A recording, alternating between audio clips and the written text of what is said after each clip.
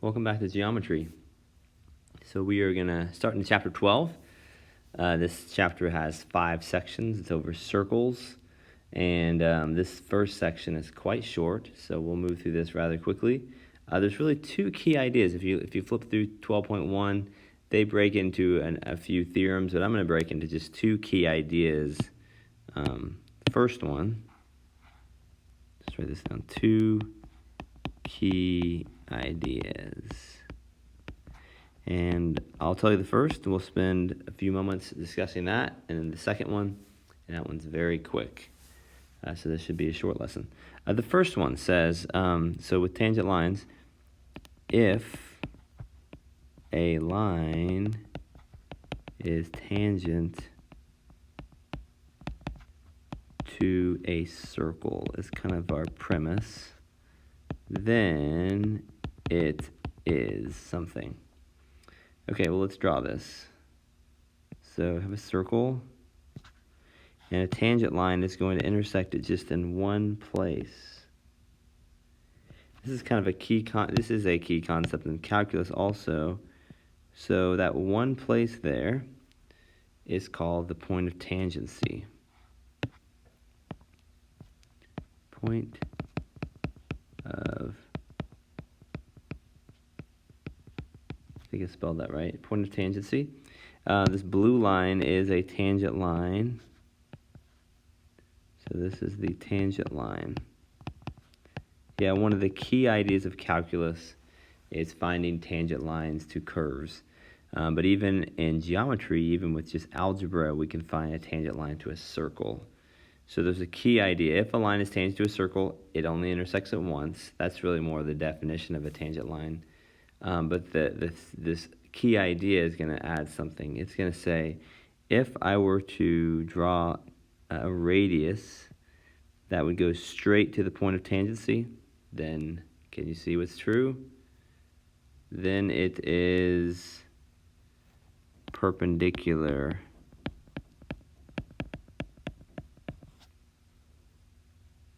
to the radius / diameter.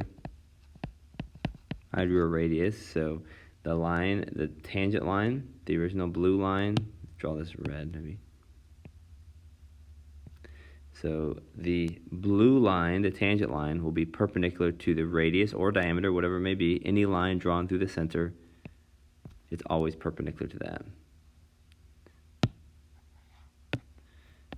Drawn to that point. So any line that goes through the center and intersects with a point of tangency will always be perpendicular to it. This is a pretty key concept even on the ACT. So let me just make this note rather than writing the whole thing again. The converse of this is true. The converse would say if a line comes from the center of the circle and is perpendicular to another line, to a line, I didn't need to look that one up for sure, but the converse is true.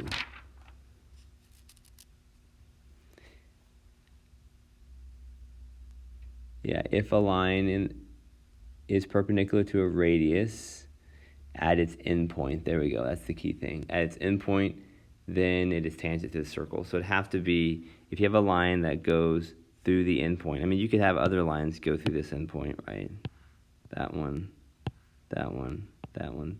All the yellow lines go through the endpoint of the radius also. Only the blue line is tangent because the blue line is the one that's perpendicular to the red line. Okay.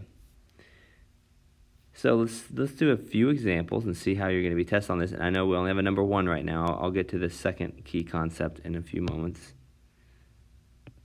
So example of this.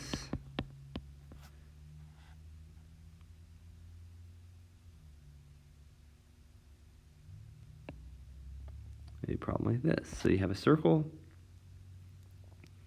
and we're told that this is a tangent line and this is a tangent line. One thing, if a line looks tangent, it's tangent. They're not going to try to trick you. So if it looks like it intersects at once, the circle, it's going to be tangent. And let's say that we're told this angle is 140 degrees, and I'm asking for this angle.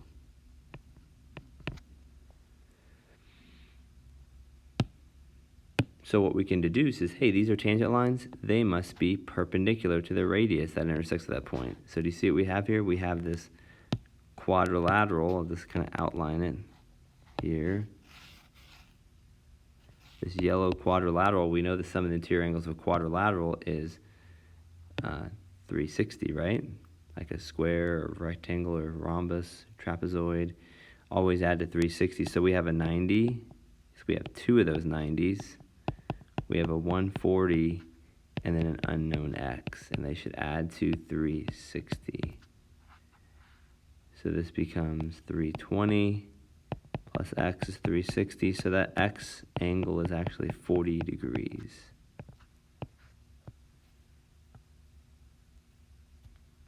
Okay, another type of problem. Let's do one more kind of similar.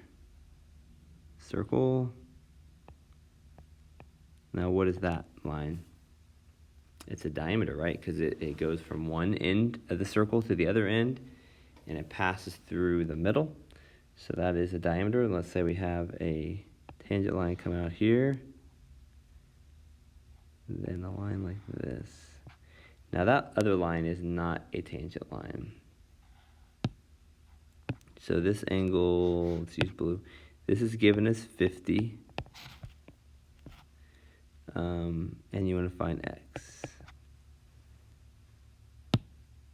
Well, what we can say is this top line here is definitely a tangent.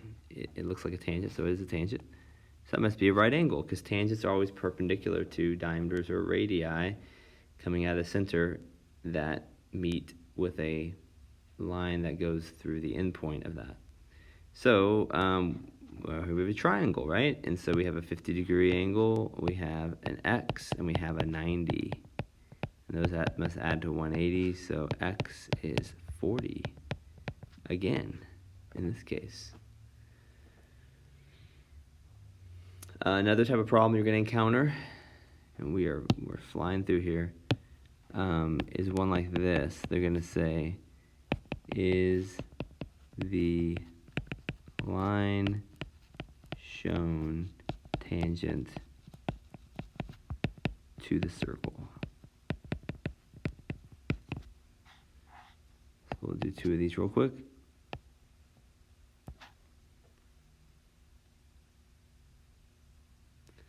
So let's say something like this.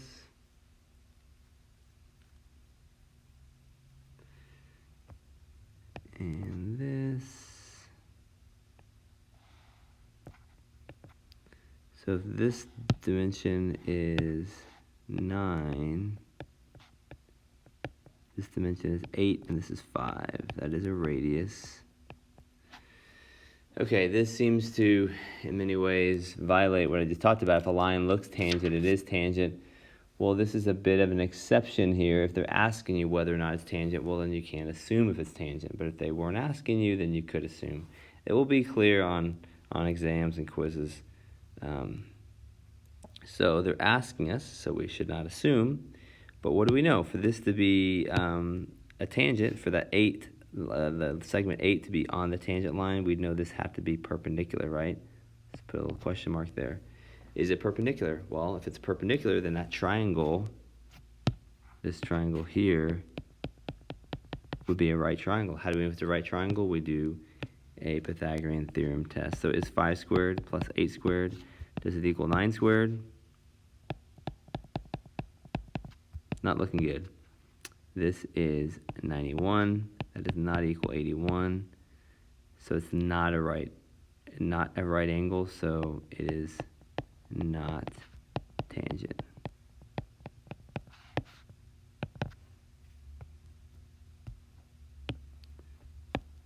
What about this one?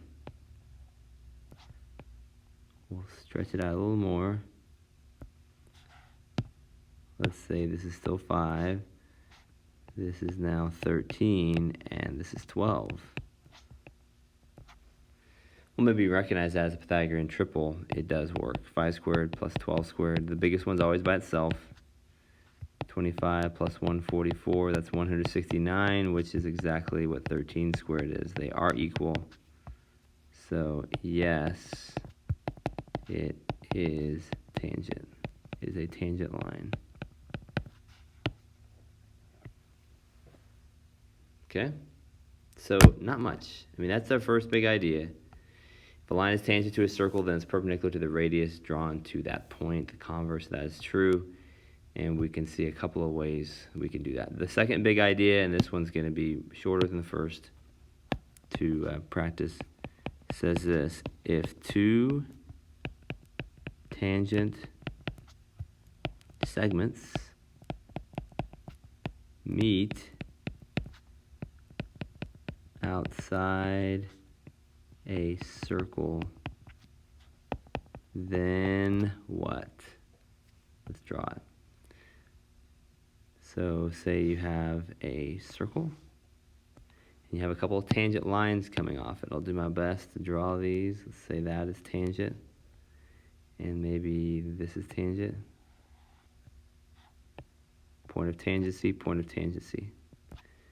So it says if two tangent segments meet outside a circle, and we see that here. This is kind of, so here's our tangent segment from there to there, from here to here. So what do we know about those two segments? Can you make a guess? Do they look perpendicular? No. Parallel? No. Well, it could be parallel if they're on opposite ends of the circle. It turns out they are congruent. Yes, they're congruent. So we could fill that in by saying then the segments are congruent. So if they meet outside the circle, those segments will always be congruent. Always be congruent. Okay. And you could kind of think this through a little bit. If you were to draw the radius in here, those are always the same. Which means, what is this shape? We got a kite here, don't we? So there's all kinds of little things you could do with these. Let's just do one other quick example to wrap this up. You have a circle. Call this point C. Make that perpendicular, so that's the tangent line.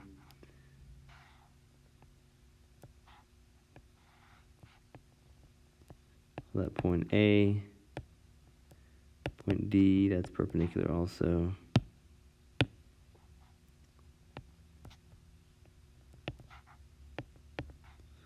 Okay, so what is X? 5, right? Because, no work required, X and 5 are both those tangent segment parts, and we know they're always going to be equal. And lastly, I'm asking this: what is the perimeter of this shape ABCD? Say, well, okay, we just determined this is 5, so that's 5, so it's 5 plus 5, that's 3, and that distance, also 3, right? It's also a radius, so it's just 16 units would be the perimeter. And that's about what you get in 12.1. The big ideas, again, tangent segments that meet outside a circle are always congruent, and tangent lines are always perpendicular to